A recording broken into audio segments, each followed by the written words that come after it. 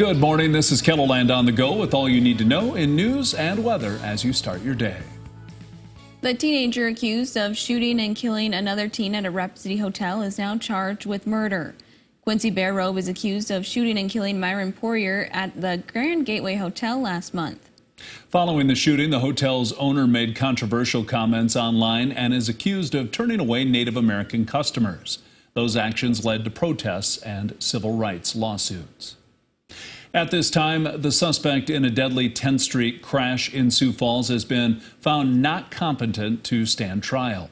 Instead, Tayton Stebbins will spend up to 4 months at a residential facility to see if he'll eventually be able to help his own defense for a future trial.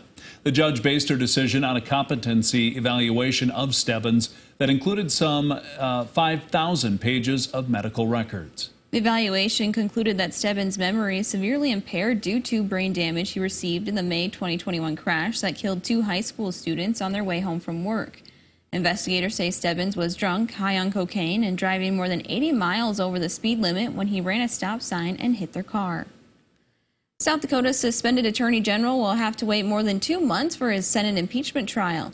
Tuesday, the House of Representatives voted to impeach Jason Brownsburg for his actions surrounding the crash that killed Joe Beaver. On Wednesday, the Senate announced Brownsburg will go on trial June 21st and 22nd. Proceedings should wrap up just in time for the Republican convention, when the party will select a candidate to run for Attorney General. Pennington County State's Attorney Mark Vargo and Clay County State's Attorney Alexis Tracy will present the case. You may remember Vargo was initially part of the criminal prosecution team against Brownsburg. KELOLAND's Bob Mercer takes a closer look at what went into those decisions on our Capitol News Bureau page on KELOLAND.com. Well, these strong winds just not going away. Let's send it over to meteorologist Scott Munn for a check of this morning's conditions. Good morning, Scott. Well, it will remain windy as we go through the morning, and that will extend into the afternoon. Some of these wind gusts 50 to 60 miles per hour or more. We're also following a couple of snow showers in eastern and northeastern South Dakota. That will also knock down the visibilities. So give yourself some extra time as you do make your way out and about. You can see these wind gusts of 60 miles per hour in Aberdeen, 52 in Sioux Falls, 48 in Mitchell, and 57 in Pierce. Sustained winds coming in from the west, 25 to 35 miles per hour or more.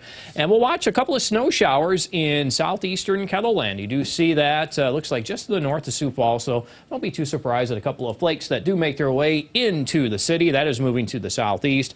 And then we have these snow showers here into eastern and northeastern South Dakota. Visibility down to 1 mile in Watertown. It's improved the 4 in Brookings, and we'll continue to watch the reduced visibilities with the snow and the wind as temperatures will remain well below average. More details on your forecast with Brian coming up. Thank you, Scott. Voters approved recreational marijuana in South Dakota in 2020, but the state took Amendment A to court and won on a technicality over legal language. Now the same people who worked to get the issue on the ballot 2 years ago are working to do it again in 2022. Along with 15 to 20 paid circulators, volunteers are hosting petition drives this weekend in Rapid City and next weekend in Sioux Falls. Get this on the ballot and passed. It will create a lot of new jobs, a lot of new tax revenue for South Dakota, and a great deal of economic opportunity for the people of this great state. This new ballot initiative has an estimated 13,500 valid signatures, but at least 17,000 are needed. Students at SDSU are now part of a metaversity.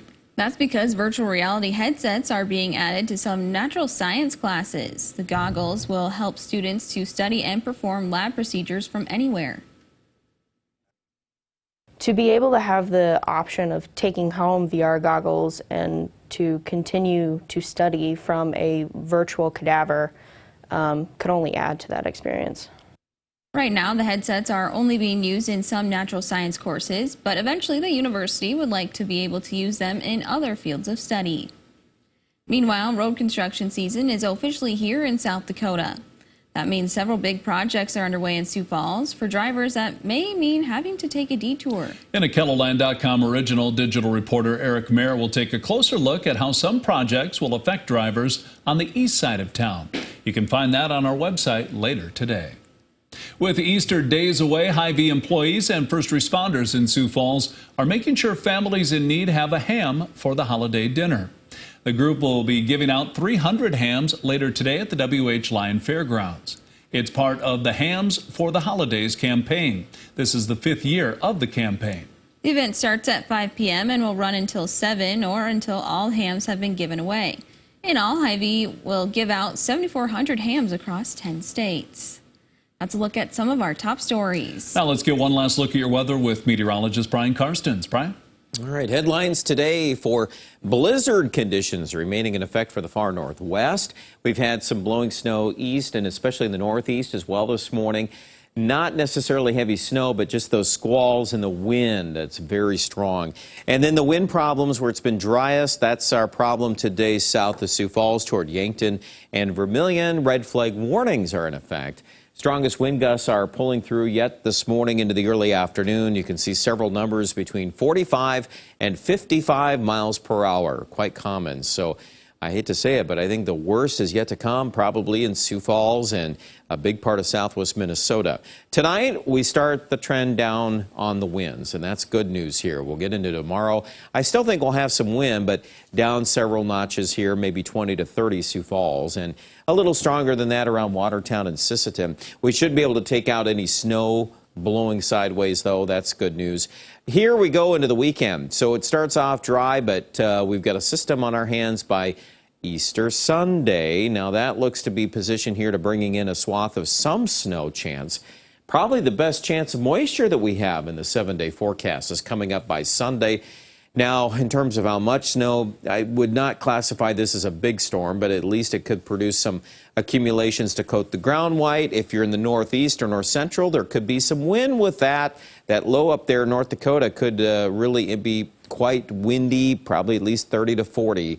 So we'll have to just keep watching Easter Sunday on that.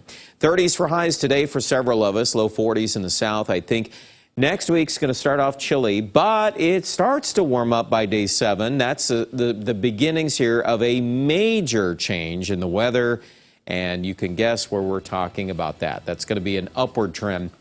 Aberdeen and Pierre also warming up by the end of the 7-day forecast.